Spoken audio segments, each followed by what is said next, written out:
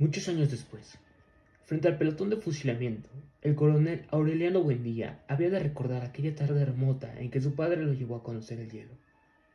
Macondo era entonces una aldea de 20 casas de barro y caña brava, construidas a la orilla de un río de aguas diáfanas que se precipitaban por un lecho de piedras pulidas, blancas y enormes como huevos prehistóricos.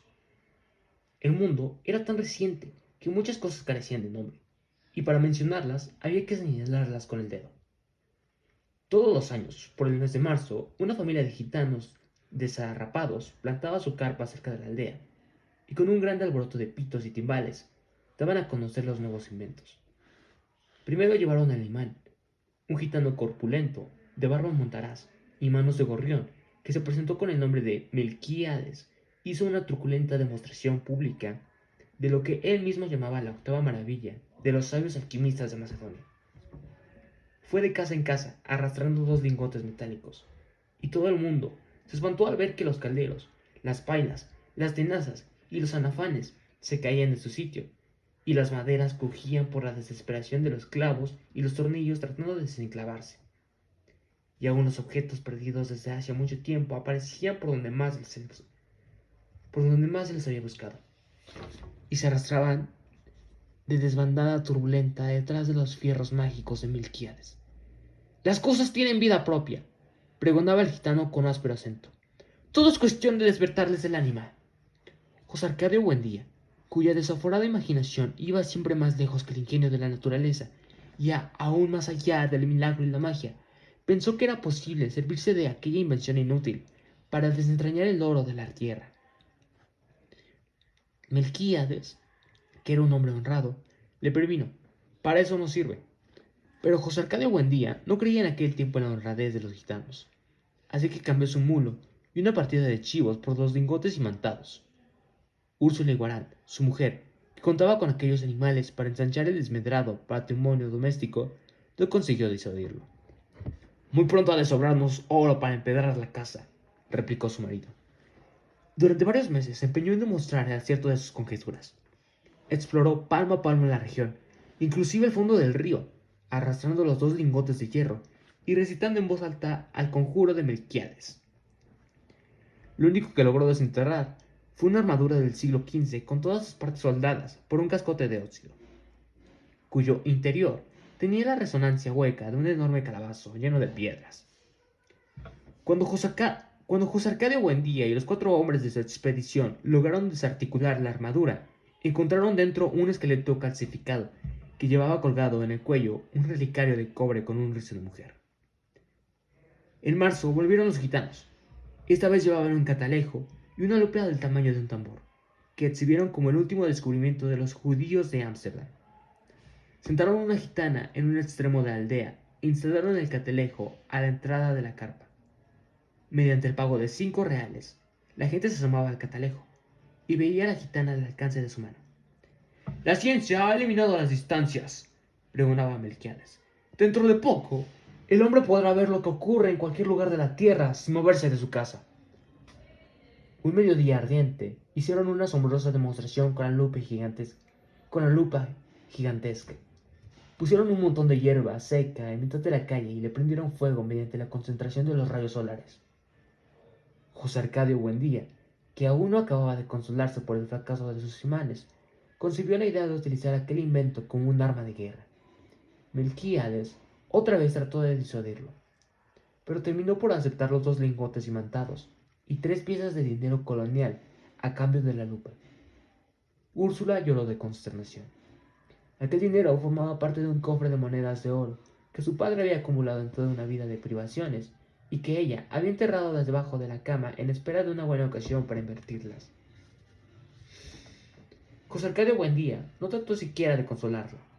Entregado por entero a sus experimentos tácticos con la abnegación de un científico y aún a riesgo de su propia vida, tratando de demostrar los efectos de la lupa en la tropa enemiga.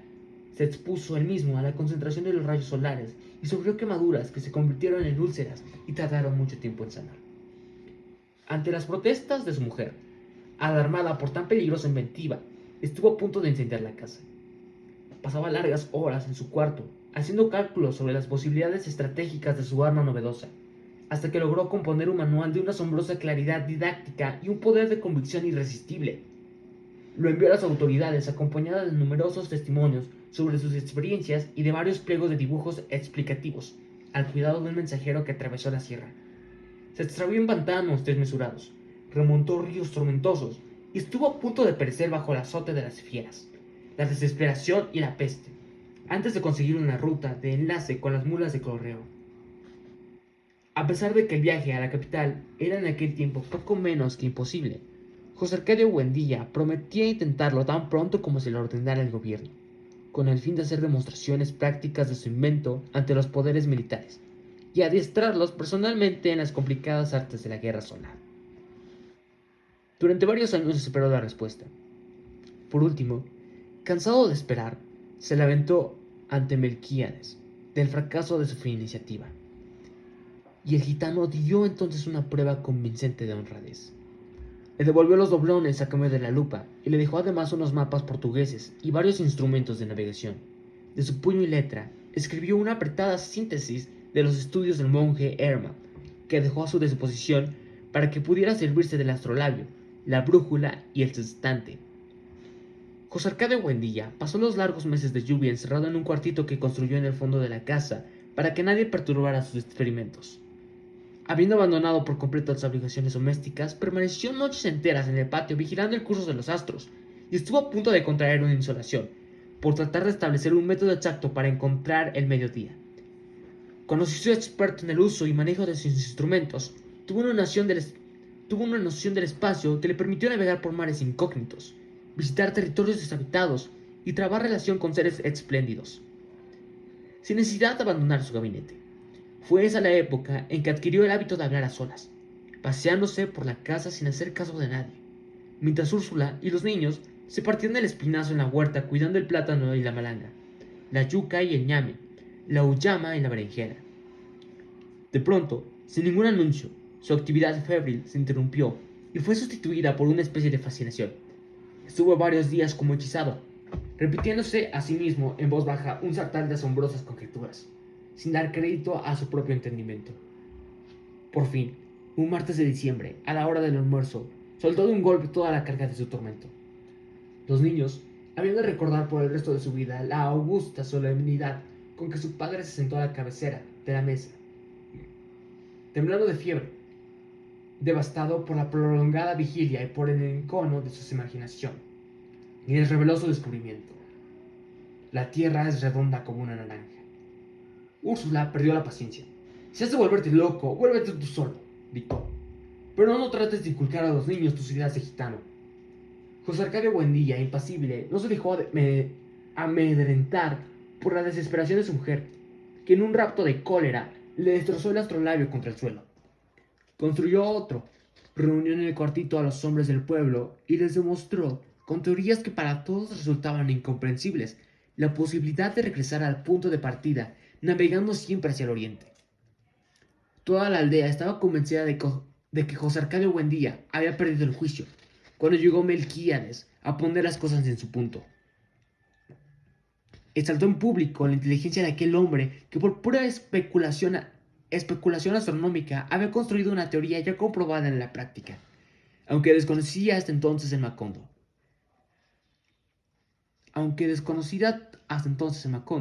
Y como una prueba de su admiración, le hizo un regalo de que había de ejercer una influencia determinante en el futuro de la aldea, un laboratorio de alquimia. Para esa época, Melquíades había envejecido con una rapidez asombrosa. En sus primeros viajes parecía tener la misma edad que José Arcadio Buendía, pero mientras éste conservaba su fuerza descomunal, que le permitía derribar un caballo agarrándolo por las orejas, el gitano parecía estragado por una dolencia tenaz. Era, en realidad, el resultado de múltiples y raras enfermedades contraídas en sus incontables viajes alrededor del mundo. Según él mismo le contó a José Arcadio Buendía mientras lo ayudaba a montar el laboratorio, la muerte lo seguía a todas partes, husmeándole los pantalones, pero sin decidirse a darle el zarpazo final. Era un fugitivo de cuantas plagas y catástrofes habían flagelado al género humano. Sobrevivió a la pelagra en Persia, al escorbuto en el archipiélago de Malasia, a la lepra de Alejandría, al beriberi en el Japón, a la peste bubónica en Madagascar, al territorio de Sicilia y a un naufragio multitudinario en el estrecho de Magallanes. Aquel ser prodigioso que decía poseer las claves del Nostradamus era un hombre lúgubre, lúgubre, lúgubre, lúgubre, lúgubre, envuelto en una hora triste con una mirada asiática que parecía conocer el otro lado de las cosas. Usaba un sombrero grande y negro, como las alas extendidas de un cuervo, y un chaleco de terciopelo patinado por el verdín de los siglos. Pero a pesar de su inmensa sabiduría y de su ámbito misterioso, tenía un peso humano, una condición terrestre que lo mantenía enredado en los minúsculos problemas de la vida cotidiana. Se quejaba de dolencias de viejo, sufría por los más insignificantes percances económicos y había dejado de reír desde hacía mucho tiempo, porque el escorbuto le había arrancado los dientes. El sofocante mediodía en que reveló sus secretos, José Arcadio Buendía tuvo la certidumbre de que aquel era el principio de una gran amistad. Los niños se asombraron con sus relatos fantásticos. Aureliano, que no tenía entonces más de 5 años, había de recordarlo por el resto de su vida como lo vio aquella tarde, sentado contra la claridad metálica y reverberante de la ventana, alumbrando con su profunda voz de órgano los territorios más oscuros de la imaginación, mientras chorraba por sus sienes la grasa derretida por el calor. José Arcadio, su hermano mayor, había de transmitir aquella imagen maravillosa como un recuerdo hereditario a toda su descendencia. Úrsula, en cambio, conservó un mal recuerdo de aquella visita, porque entró al cuarto en el momento en que Melquíades rompió por distracción un frasco de bicloro de mercurio. Bicloruro de mercurio. Es el olor del demonio, dijo ella. En absoluto, corrigió Melquíades. Está comprobado que el demonio tiene propiedades sulfúricas, y esto no es más que un poco de Solimán. Siempre didáctico, hizo una sabia exposición sobre las virtudes diabólicas del cenabrio, pero Úrsula no le hizo caso, sino que se llevó a los niños a rezar. Aquel olor mordiente quedaría para siempre en su memoria, vinculado al recuerdo de Melquíades. El rudimentario laboratorio, sin contar una profusión de cazuelas, embudos, retortas, filtros y coladores, estaba compuesto por un atonor primitivo, una probeta de cristal de cuello largo y angosto, imitación del huevo filosófico, y un destilador construido por los propios gitanos que, según las descripciones modernas del alambique de 3 brazos de María la judía, además de estas cosas, otra vez. El rudimentario laboratorio, sin contar una profusión de cazuelas, embudos, retortas, filtros y coladores, estaba compuesto por un atonor primitivo, una probeta de cristal de cuello largo y angosto, imitación del huevo filosófico, y un destilador construido por los propios gitanos, según las descripciones modernas del alambique de 3 brazos de María la judía. Además de estas cosas, Melquíades dejó muestra de los 7 metales correspondientes a los 7 planetas, las fórmulas de Moisés y Zosimo para el doblado del oro, y una serie de apuntes y dibujos sobre los procesos del gran magisterio, que permitía a quien supiera interpretarlos intentar la fabricación de la piedra filosofal. Seducido por la simplicidad de las fórmulas para doblar el oro, José Arcadio Buendía cortejó a Úrsula durante varias semanas para que le permitiera desenterrar las monedas coloniales y aumentarlas tantas veces como era posible subdividir el azogue. Úrsula cedió, como ocurría siempre, ante la inquebrantable obstinación de su marido. Entonces José Arcadio Buendía echó 30 doblones en una cazuela y los fundió con raspadura de cobre, oro pimente, azufre y plomo. Puso a hervir todo a fuego vivo en un caldero de aceite de resino hasta obtener un jarabe espeso y pestilente más parecido al caramelo vulgar que al oro magnífico.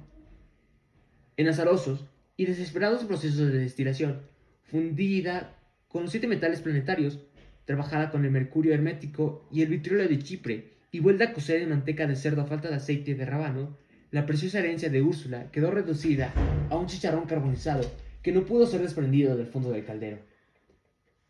Cuando volvieron los gitanos, Úrsula había predispuesto contra ellos a toda la población. Pero la curiosidad pudo más que el temor, porque aquella vez los gitanos recorrieron a la aldea haciendo un ruido ensordecedor con toda clase de instrumentos músicos, mientras el pregonero anunciaba la exhibición del más fabuloso hallazgo de las naciancenos, de modo que todo el mundo se fue a la carpa, y mediante el pago de 1 centavo, vieron un Melquíades juvenil, repuesto, desarrugado con una dentadura nueva y radiante. Quienes recordaban sus encías destruidas por el escorbuto, sus mejillas flácidas y sus labios marchitos, se estremecieron de pavor ante aquella prueba terminante de los poderes sobrenaturales del gitano. El pavor se convirtió en pánico cuando Melquíades se sacó los dientes intactos, engastados en las encías, y se los mostró al público por un instante. Un instante fugaz en que volvió a ser el mismo hombre decrépito de los años anteriores. Y se los puso otra vez, y sonrió de nuevo con un dominio pleno de su juventud restaurada. Hasta el propio José Arcadio Buendía consideró que los conocimientos de Melquíades habían llegado a extremos intolerables, pero experimentó un saludable alborozo cuando el gitano le explicó a solas el mecanismo de su dentadura postiza. Aquello le pareció a la vez tan sencillo y prodigioso que de la noche a la mañana perdió todo su interés en las investigaciones de alquimia. Sufrió una nueva crisis de mal humor, no volvió a comer en forma regular y se pasaba el día dando vueltas por la casa. En el mundo están ocurriendo cosas increíbles, le decía Úrsula. Ahí mismo, al otro lado del río, hay toda clase de aparatos mágicos, mientras nosotros seguimos viviendo como los burros. Quienes lo conocían, desde los tiempos de la fundación de Macondo, se asombraban de cuánto había cambiado bajo la influencia de Melquíades. Al principio, José Arcadio Buendía era una especie de patriarca juvenil que daba instrucciones para la siembra y consejos para la crianza de niños y animales, y colaboraba con todos, aún en el trabajo físico, para la buena marcha de la comunidad. Puesto que su casa fue desde el primer momento la mejor de la aldea, las otras fueron arregladas a su imagen y semejanza. Tenía una salita amplia y bien iluminada, un comedor en forma de terraza con flores de colores alegres, 2 dormitorios, un patio con un castaño gigantesco, un huerto bien plantado y un corral donde vivían en comunidad pacífica los chivos, los cerdos y las gallinas. Los únicos animales prohibidos, no solo en la casa, sino en todo el poblado, eran los gallos de pelea. La laboriosidad de Úrsula andaba a la par con la de su marido. Activa, menuda, severa, aquella mujer de nervios inquebrantables, a quien en ningún momento de su vida se la oyó cantar, parecía estar en todas partes desde el amanecer hasta muy entrada la noche, siempre perseguida por el suave susurro de sus pollerines volar.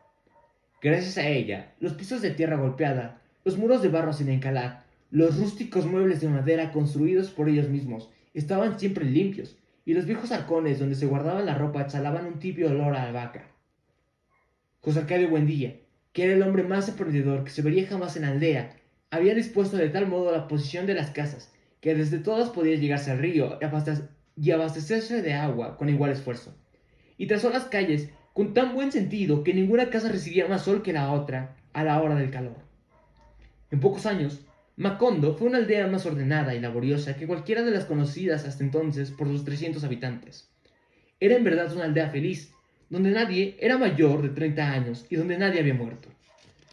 Desde los tiempos de la fundación, José Arcadio Buendía construyó trampas y jaulas. En poco tiempo llenó de turpiales, canarios, azulejos y petirrojos no solo la propia casa, sino todas las de la aldea. El concierto de tantos pájaros distintos llegó a ser tan aturdidor que Úrsula se tapó los oídos con cera de abejas para no perder el sentido de la realidad.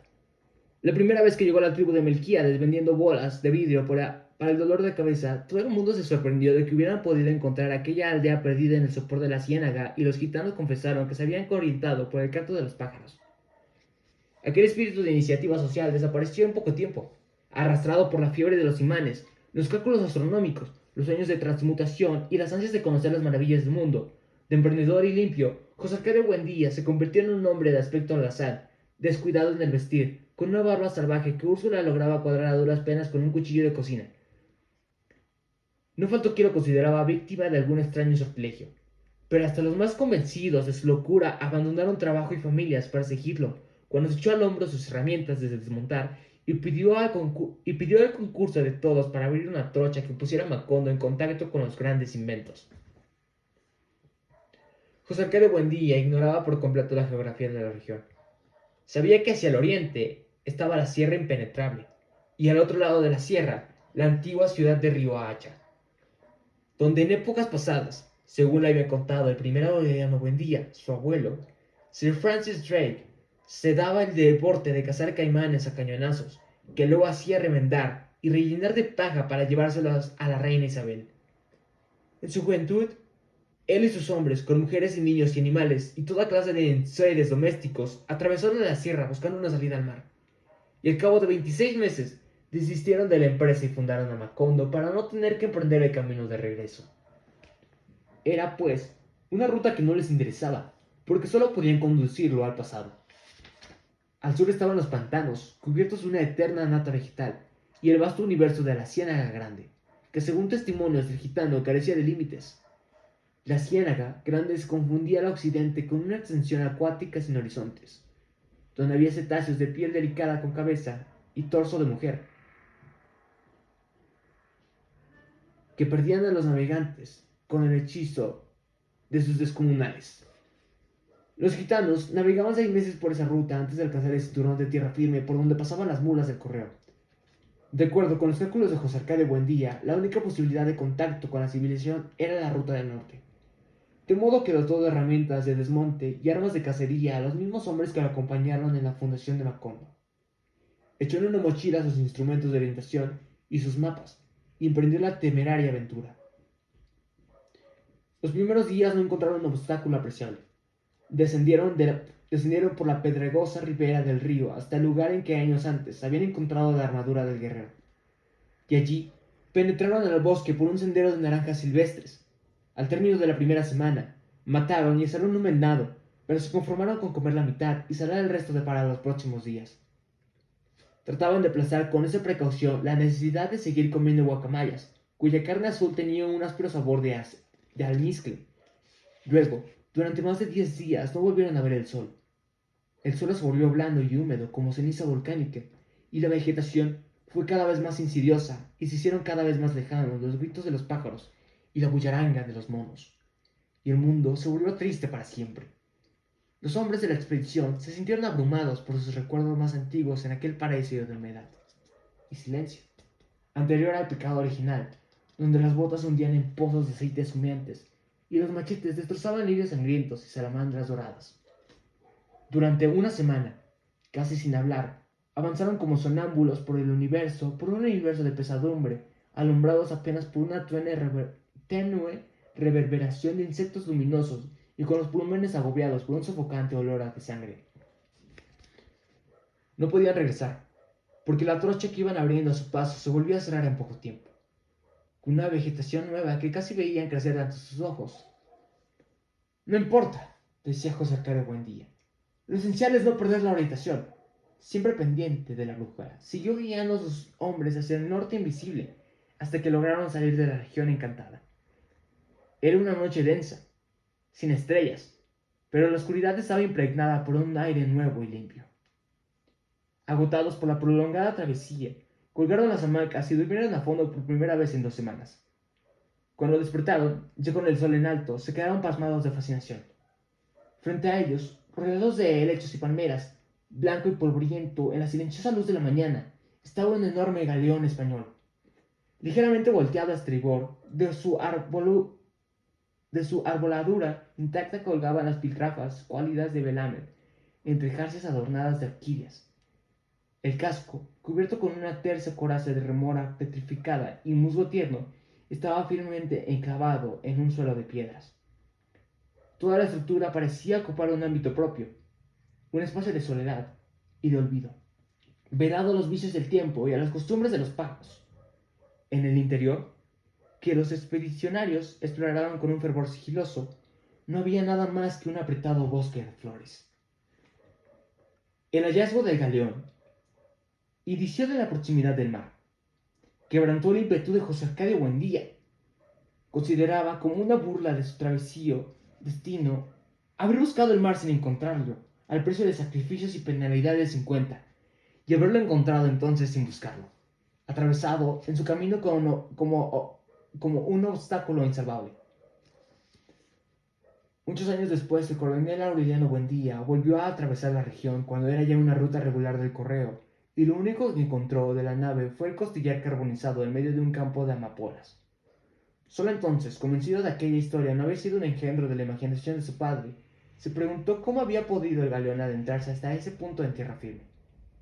Pero José Arcadio Buendía no se planteó esa inquietud cuando encontró el mar a cabo de otros 4 días de viaje, a 12 kilómetros de distancia del galeón. Sus sueños terminaban frente a ese mar color de ceniza, espumoso y sucio, que no merecía los riesgos y sacrificios de su aventura. ¡Demonios!, gritó. Macondo está rodeado de agua por todas partes. La idea de un Macondo peninsular prevaleció durante mucho tiempo, inspirada en el mapa arbitrario que dibujó José Arcadio Buendía al regreso de su expedición. Lo trazó con rabia, exagerando de mala fe las dificultades de comunicación, como para castigarse a sí mismo por la absoluta falta de sentido con que eligió el lugar. Nunca llegaremos a ninguna parte, se lamentaba ante Úrsula. Aquí nos hemos de pudrir en vida sin recibir los beneficios de la ciencia.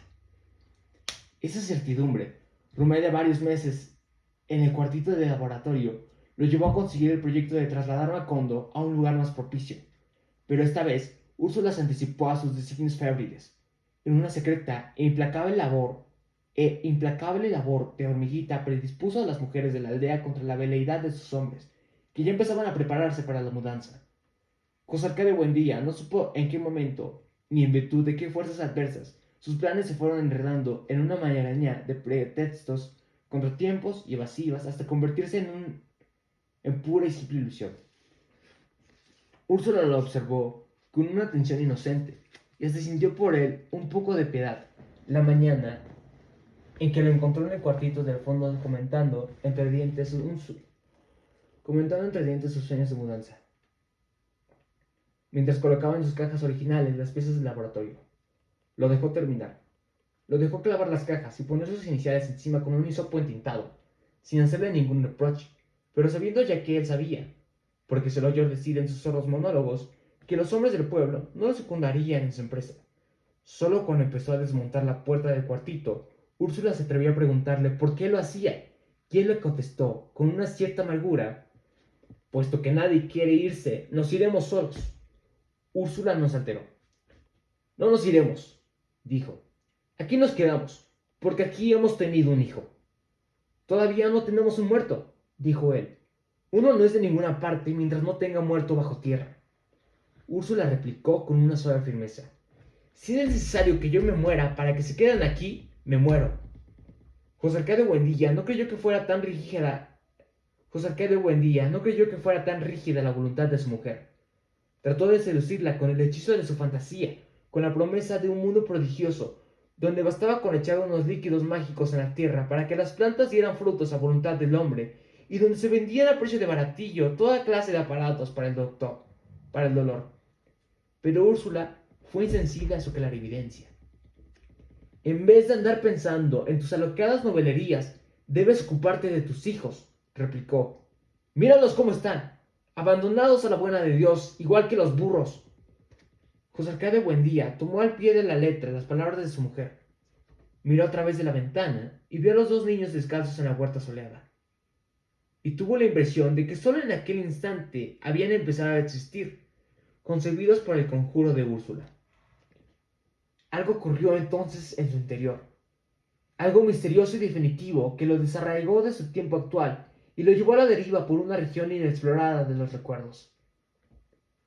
Mientras Úrsula seguía barriendo la casa, que ahora estaba segura de no abandonar en el resto de su vida, él permaneció contemplando a los niños con mirada absorta, hasta que los ojos se le humedecieron y se los secó con el dorso de la mano, y exhaló un hondo suspiro de resignación.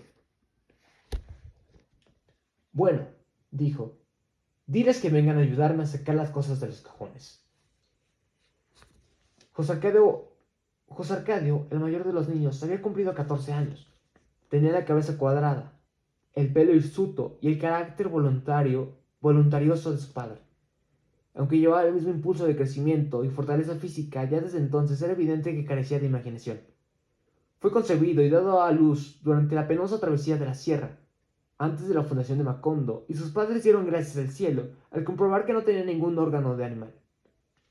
Aureliano, el primer ser humano que nació en Macondo, iba a cumplir 6 años en marzo. Era silencioso y retraído. Había llorado en el vientre de su madre y nació con los ojos abiertos.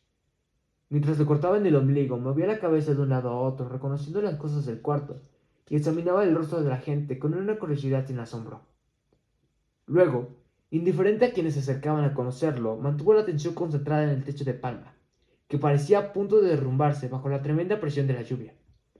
Úrsula no volvió a acordarse de la intensidad de esa mirada hasta un día en que el pequeño Aureliano, a la edad de 3 años, entró a la cocina en el momento en que ella retiraba del fogón y ponía en la mesa una olla de caldo hirviendo. El niño, perplejo en la puerta, dijo: «Se va a caer». La olla estaba bien puesta en el centro de la mesa, pero tan pronto como el niño hizo el anuncio, inició un movimiento irrevocable hacia el borde, como impulsada por un dinamismo interior, y se despedazó en el suelo. Úrsula, alarmada, le contó el episodio a su marido, pero este lo interpretó como un fenómeno natural. Así fue siempre, ajeno a la existencia de sus hijos, en parte porque consideraba la infancia como un periodo de insuficiencia mental, y en parte porque siempre estaba demasiado absorto en sus propias especulaciones quiméricas. Pero desde la tarde en que llamó a los niños para que lo ayudaran a desempacar las cosas del laboratorio, les dedicó sus horas mejores. En el cuartito apartado, cuyas paredes se fueron llenando poco a poco de mapas inverosímiles y gráficos fabulosos, les enseñó a leer y escribir y a sacar cuentas, y les habló de las maravillosas cosas del mundo, no solo hasta donde le alcanzaban sus conocimientos, sino forzando a extremos increíbles los límites de su imaginación. Fue así como los niños terminaron por aprender que en el extremo meridional de África había hombres tan inteligentes y pacíficos que su único entretenimiento era sentarse a pensar, y que era posible atravesar el mar Egeo, saltando de isla en isla hasta el puerto de Salónica. Aquellas alucinaciones, aquellas alucinantes sesiones quedaron de tal modo impresas en la memoria de los niños que muchos años más tarde, un segundo antes de que el oficial de los ejércitos regulares diera la orden del fuego al pelotón de fusilamiento, el coronel Aureliano Buendía volvió a vivir la tibia tarde de marzo en que su padre interrumpió la lección de física y se quedó fascinado, con la mano en el aire y los ojos inmóviles, oyendo a la distancia los pífanos y tambores y sonajas de los gitanos que una vez más llegaban a la aldea, pregonando el último y asombroso descubrimiento de los sabios de Memphis. Eran gitanos nuevos, hombres y mujeres jóvenes que solo conocían su propia lengua, ejemplares hermosos de piel aceitada y manos inteligentes, cuyos bailes y música sembraron en la calle un pánico de alborotada alegría, con sus lores pintados de todos los colores que recitaban romanzas italianas, y la gallina que ponía un centenar de huevos al son de la pandereta, y el mono amaestrado que adivinaba el pensamiento, y la máquina múltiple que servía al mismo tiempo para pegar botones y bajar la fiebre, y el aparato para olvidar los malos recuerdos, y el emplasto para perder el tiempo, y un millar de inventos más, tan ingeniosas e insólitas que José Arcadio Buendía hubiera querido inventar la máquina de la memoria para poder acordarse de todas. En un instante transformaron la aldea. Los habitantes de Macondo se encontraron de pronto perdidos en sus propias calles, aturdidos por la feria multitudinaria, llevando un niño de cada mano para no perderlo en el tumulto, tropezando con saltimbanquis de dientes acorazados de oro y malabaristas de 6 brazos, sofocado por el confuso aliento de estiércol y sándalo que exhalaba la muchedumbre. José Arcadio Buendía andaba como un loco buscando a Melquíades por todas partes, para que le revelara los infinitos secretos de aquella pesadilla fabulosa. Se dirigió a varios gitanos que no entendían su lengua. Por último, llegó hasta el lugar donde Melquíades solía plantar su tienda, y encontró un armenio taciturno que anunciaba en castellano un jarabe para hacerse invisible. Se había tomado de un golpe una copa de la sustancia marina, cuando José Arcadio Buendía se abrió paso empujones por entre el grupo absorto que presenciaba el espectáculo y alcanzó a hacer la pregunta. El gitano le envolvió el clima atónito de su mirada, antes de convertirse en un charco de alquitrán pestilente y humeante sobre el cual quedó flotando la resonancia de su respuesta. Melquíades murió. Aturdido por la noticia, José Arcadio Buendía permaneció inmóvil, tratando de sobreponerse a la aflicción, hasta que el grupo se dispersó reclamando por otros artificios y el charco de armenio taciturno se evaporó. Más tarde, otros gitanos le confirmaron que en efecto Melquíades había sucumbido a las fiebres en los médanos de Singapur, y su cuerpo había sido arrojado en el lugar más profundo del mar de Java. A los niños no les interesó la noticia. Estaban obstinados en que su padre los llevara a conocer la portentosa novedad de los sabios de Memphis, anunciada a la entrada de una tienda que según decían perteneció al rey Salomón. Tanto insistieron que José Arcadio Buendía pagó los 30 reales y los condujo hasta el centro de la carpa, donde había un gigante de torso peludo y cabeza rapada, con un anillo de cobre en la nariz y una pesada cadena de hierro en el tobillo, custodiando un cofre de pirata. Al ser destapado por el gigante, el cofre dejó escapar un aliento glacial. Dentro solo había un enorme bloque transparente, con infinitas agujas internas en las cuales se despedazaban estrellas de colores, la claridad del crepúsculo. Desconcertado, sabiendo que los niños esperaban una explicación inmediata, José Arcadio Buendía se atrevería a murmurar: «Es el diamante más grande del mundo». «No», corrigió el gitano, «el cielo». José Arcadio Buendía, sin entender, extendió la mano hacia el tímpano, pero el gigante se la apartó. «5 reales más para tocarlo», dijo. José Arcadio Buendía los pagó y entonces puso la mano sobre el hielo y la mantuvo puesta por varios minutos, mientras el corazón se le hinchaba de temor y de júbilo al contacto del misterio. Sin saber qué decir, pagó otros 10 reales para que sus hijos vivieran la prodigiosa experiencia. El pequeño José Arcadio se negó a tocarlo. Aureliano, en cambio, dio un paso hacia adelante, puso la mano y la retiró en el acto. «¡Está hirviendo!», exclamó asustado. Pero su padre no le prestó atención. Embriagado por la evidencia del prodigio, en aquel momento se olvidó de la frustración de sus empresas delirantes y del cuerpo de Melquíades, abandonado al apetito de los calamares. Pagó otros 5 reales, y con la mano puesta en el tímpano, como expresando un testimonio sobre el texto sagrado, exclamó: «Este es el gran invento de nuestro tiempo».